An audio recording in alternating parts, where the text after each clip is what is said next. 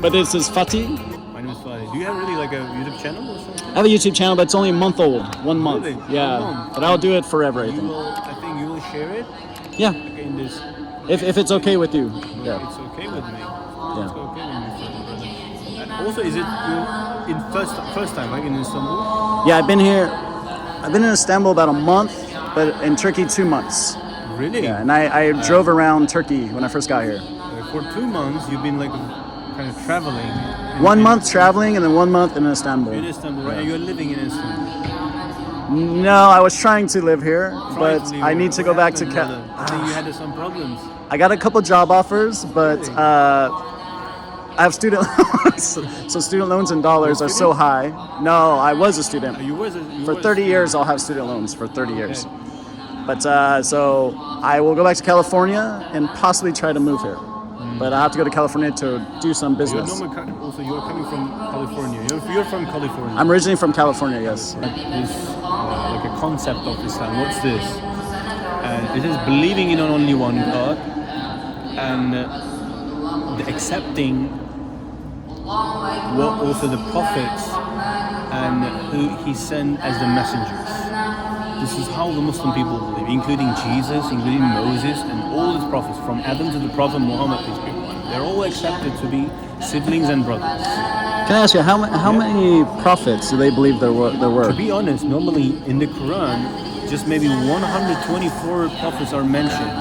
But there are many. Even we don't. It's like a countless. We don't know actually how many prophets were sent by the Creator God.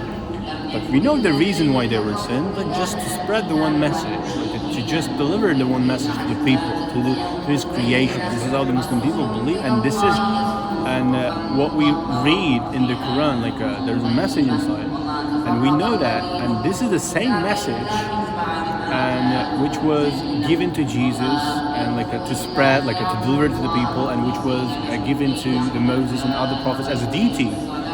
There is no God except one, beside the Allah. In Arabic it's Allah, and when you look at the Arabic language, and the name of the God doesn't have a gender. This is the answer to the question why we don't have any images and icons on the wall of the mosque. Because why? You believe that your God is unique, one, and because why it doesn't have any gender. And of course also it's something which teaches you that you cannot put your God in the category of the creation, because there must be something which is different, which is different between His creations and the Creator. This is something which separates from the Creator also, and the Creator from the creation, from His creation. That's why they believe that there's only one God, and this God doesn't have a gender. This is genderless. It's not female or male. According to what gender you will depict and you will paint the face of your Creator, and you will put it also on the wall of the mosque.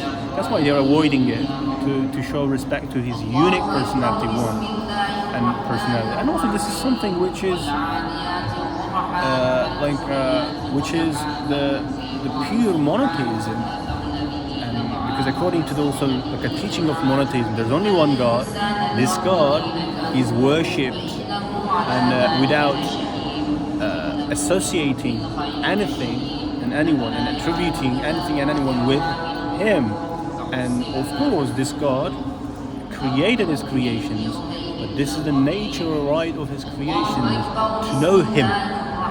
And we know His also personality. This is the reason why all these prophets were sent. Because why? As a person, when I write a book, naturally I want my book to be read. Otherwise, what's the point that I also, let's say, made this book? If even this is according to science, if there's a creation, there's a creator. And this creator, of course, made these creations. And this is our also right to know our creator. And this is the reason why he also, let's say, created us. And by sending the also prophets, himself to be known to his creations, to be honest. This is the question many people are asking, why actually the God made us, or why actually all these prophets messengers were sent. This is logically the answer to the question why. But when it comes to the question Yes, we have a creator and we have a messengers. So what was a message? What can we do? What also, let's say, should we do? And so we are creations. It means that also we have a manual. We must have a manual, because otherwise, what is our real purpose, and why actually were we also, let's say, created? And you have to look at the manual. And this is the book of God.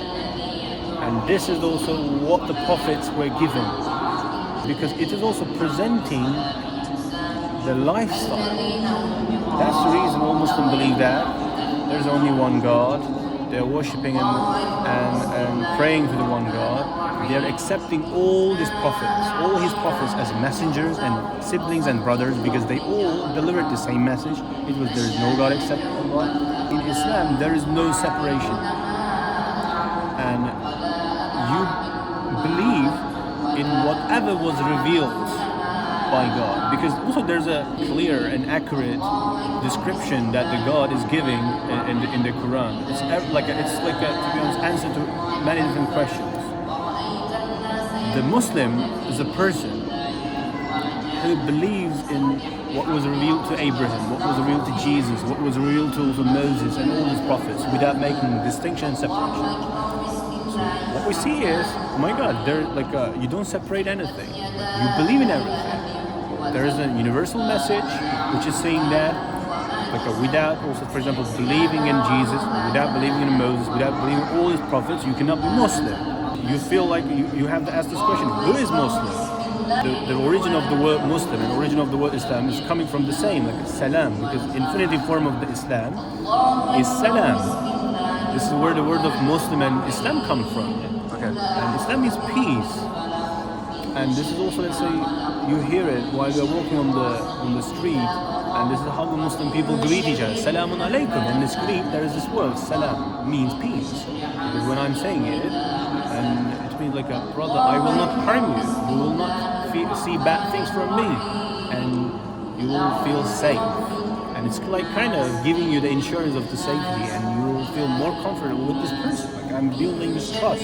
Is it like peace upon you, brother, or peace upon you? Exactly, peace be upon you, and peace be with you. This is the exact meaning what those, let's say, the peace be upon you, Assalamu alaikum means. And it's recommended by the Prophet Muhammad, who was sent as a prophet, as Jesus, as Moses, as others, to just deliver the message. There is no God except Allah to the people. And Islam is the name of the religion, but it has a really comprehensive and universal message, because the root of it, the origin of the word is coming from salam, something like peace, and it doesn't define, the name of the religion doesn't define like any like a nation and a people, like a specific people and like a tribe. It's like define something which everyone wants to, say, be a part of, like a peace. And that's why the Muslim is a person who's in the circle of this Islam, and a person who's believing in whatever was revealed and whoever was sent by the Creator. Okay. It's so comprehensive. And it is believed that we are the children of Adam, we are praying to the same God, we are believing the same prophets, and we are believing, but the difference is the way they believe, because Muslims believe that all these prophets are not part of God, not partner, not equal to God. They were just messengers. They're like a postman, and they brought the message, and they completed their mission, and they go. And only duty that they had was just reminding people of and making people aware of the existence of the Creator, and calling them back to worship and obey the only one God. Many different prophets were sent to the people, but they changed the concept of the religions that their prophet also, let's say, taught them. And after that, of course, the God sent another one to refresh and to kind of update all this information. And this is the reason why, throughout history, all these prophets were sent. And they were sent after them, the people changed it, and to change the concept of it. And of course, the God sent another one. But interesting is, and if you ask me, so why was the Prophet Muhammad was the last one? Quran, the God is saying that before the Prophet Muhammad, in the books that we send, we already mentioned about his name in the Gospel, in the Torah, in the Psalm, in the other scriptures, we already mentioned that there will be a prophet, and the prophet will come after that with the name of Ahmed.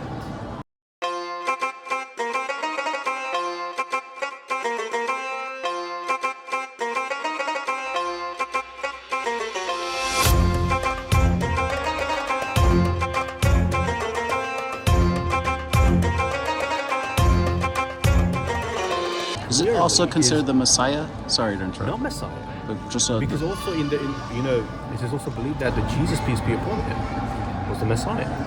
Because this is how the God they calls him in the Quran, like the Messiah, like the Jesus. And even it is also believed by the Muslim people that Jesus will one day will come back again.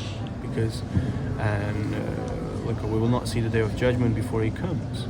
And after he comes, and after that, the another part is like the day of judgment, and everything will be kind of destroyed, and even the sun rise up kind of from the east, and then this is really interesting. These are some signs, and this is.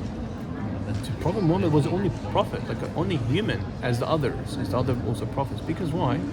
When you in Christianity, Jesus is believed to be the a son of God, and no better than that. And if the Jesus is the son of God, I cannot be like Jesus. I cannot be like son of God because I am not the God.